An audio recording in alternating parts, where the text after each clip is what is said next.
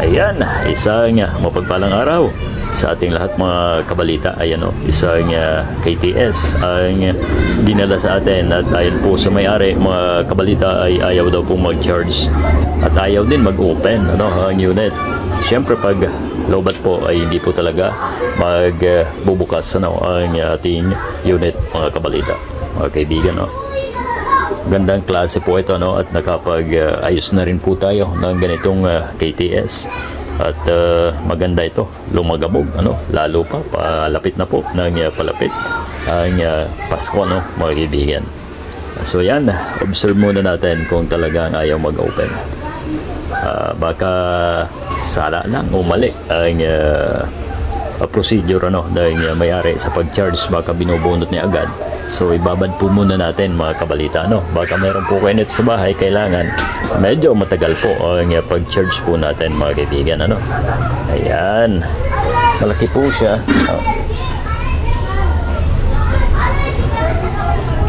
Pagka ganyan mga kailangan po nating i-check baka sira ang switch natin kaya ayaw mag-on. Ayan, check din po natin mamaya yan mga kaibigan. At syempre yung battery po natin ang status ng battery po mga kaibigan. Alright, babalikan po natin ang video na ito. Ayan, so sa mga hindi pa naka-subscribe sa ating Kabalita TV sa ating YouTube, ayan, paki-subscribe po kami mga kaibigan. At ganoon din po sa ating Facebook, yan sa Balhacob. Alright, so yan guys, open na natin ang KTS para malaman kung ano ang problema. Siyempre, yan, wala, nag-iinit masyado ang charge po natin. So tinigil ko na kailangan na po na i-check kung may shorted yan.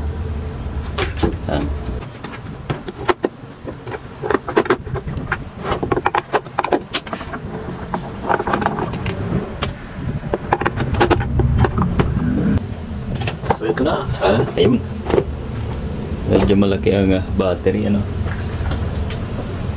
ayan guys, ang battery natin. Kinalawang agad ang tornilyo. So ayan, una natin gawin ay ihang ang battery muna, baka doon may problema. Ay, kinalawang, grabe.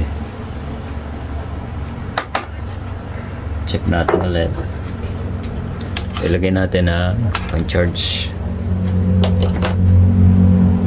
Ano ang magiging resulta? Ayan, nagbiblink pa rin.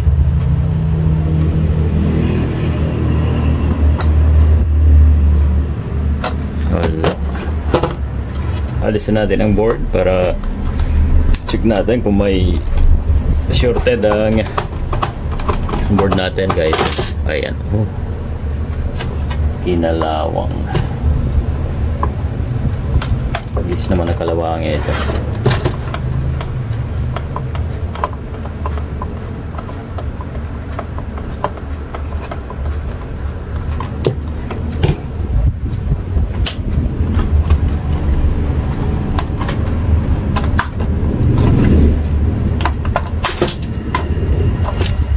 Ayan.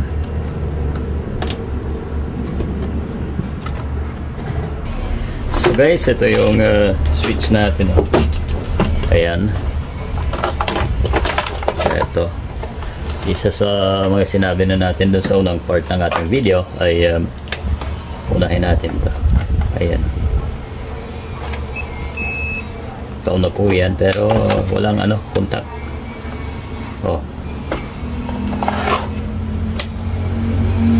On yan, naka-on.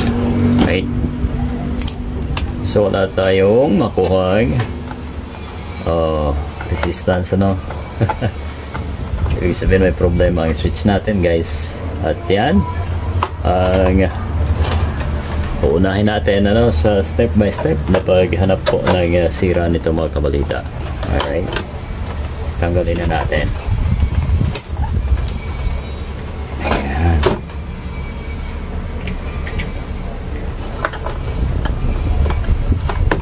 mabilis talaga masira yung mga ganito, lalo pagka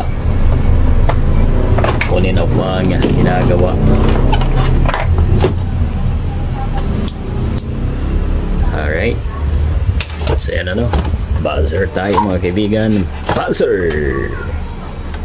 Eto ang switch, pero tansya ko may iba pang problema to. Ayan, off, on, off.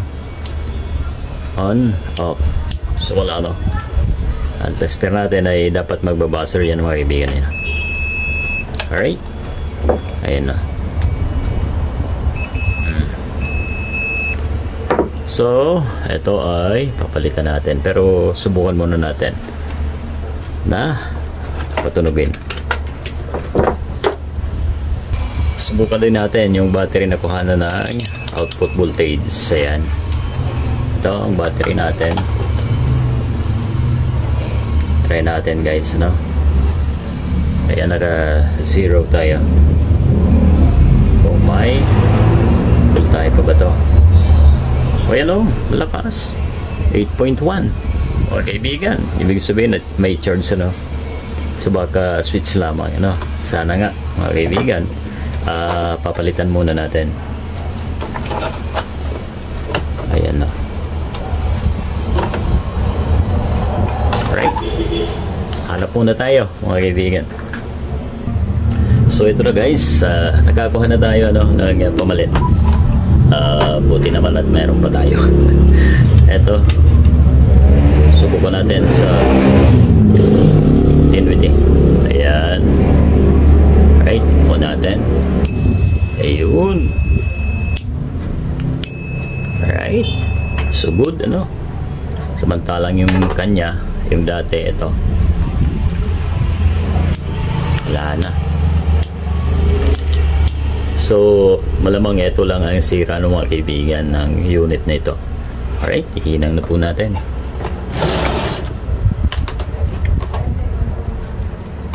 Parehas, pagkarehas ba? Parang tansya ko sa pipindot, ano, siguro pag nag-video okay, mga lasing na at basa ang kamay. Ayan o, may green. Ayan. So yun ang possible ano, na reason. Kaya yan ay kinalawang siguro sa loob. Wala nang kontak. Okay, ito na, balit natin. Ayun yan, basta kasi natin ng konti. Hindi na stock na kasi.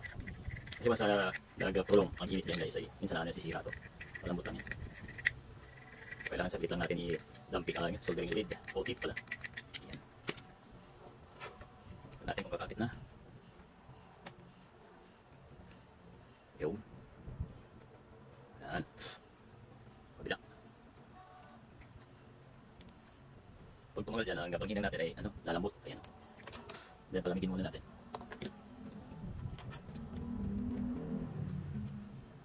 Yun. Dito wala namang polarity yan guys. Kasi isang linya lang to. Pinag-dudugtong lang ng switch. Yan. Lalagyan din natin dahil cover. Ay, mas maliit dito. Eto.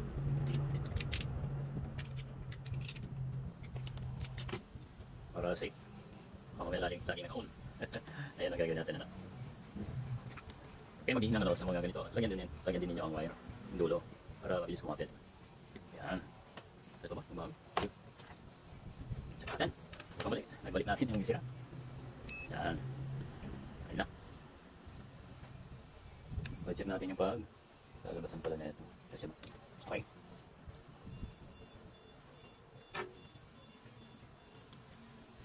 Yun. Kabila. Oh, init. Tapos. Ayan na. Alright.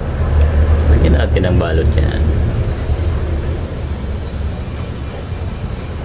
Yun. O, safe.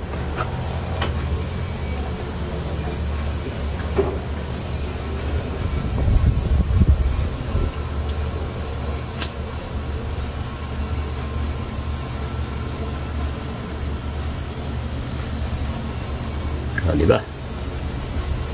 Mas maganda kaysa kanina, guys. Ngayon, lusot na natin dito. On wire away. Ganun lang, ano. Unang-una syempre kasama lagi ang switch dyan ay. Alright. Ayan ang position. So, okay. So, try natin. Baka tumunog. Baliktad.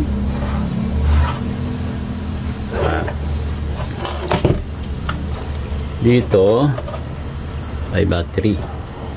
May 8.1 tayo, ano? Ibig sabihin na full charge, guys. Ito na. Wala. Off ba? On. Ayun.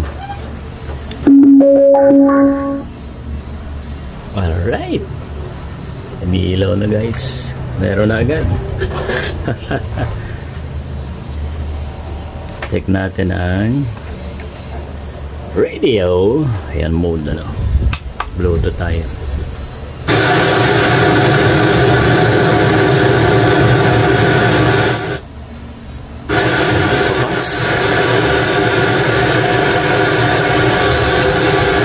So yan. Yan man din lamang na tumunog na, guys. Balik na natin sa kanyang ano, lalagyan muna. Okay?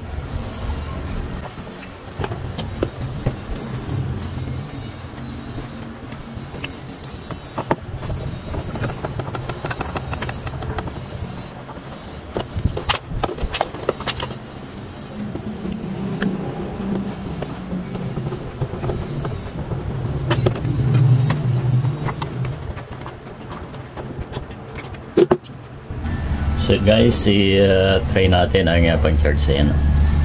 Pag nagbi-blink, hindi nakakabit ang battery. Try natin kabit. Ayan. Steady na, guys. Alright. So good. Yun lang ang problema, ano? Switch po natin. Ayan. Baka meron kayo dito sa inyong bahay. Ito isang halimbawa na yan ay mabilis masira. Alright. Ayan po, tutunugin natin mamaya po. So ito na. Takpan na natin para matesting, ano?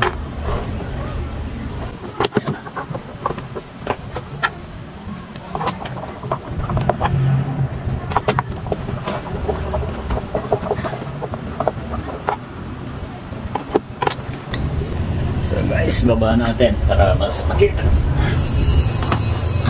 Ayan. Ito na. Ayan, guys. Patutunugin natin. So ito na, guys, ang ginawa natin na KTS. Alright. At nag-charge din po ang ating unit, ano. So ang nakuha lamang po natin na sira ay switch, ano. At yung sa tuner, ano, ay sobra mag-init, kinalawang na rin po kasi dahil nabuhusan yata ng anumang liquid, ano. Grabe ang ano, kalawang, guys. So tinanggal ko na lang po yung sa tuner, ano. Alright, test na natin, guys.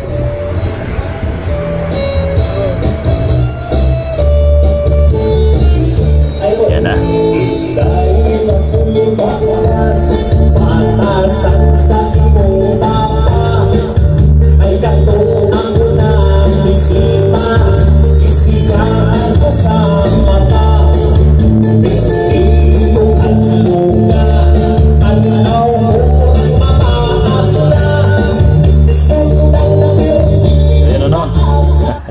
Ang ganda ng ilaw ng mga kaibigan. Right? Goods na po ang ating unit. Thank you sa inyong panonood, mga kabalita. At huwag po natin kalimutan na i-like, syempre, ano. Baka mayroon po kayo nito. Ayan, magkakaroon po tayo ng idea, ano, pagka napanood po natin ang vlog na ito, mga kaibigan. Maraming salamat po sa inyong pagtutok, mga kabalita.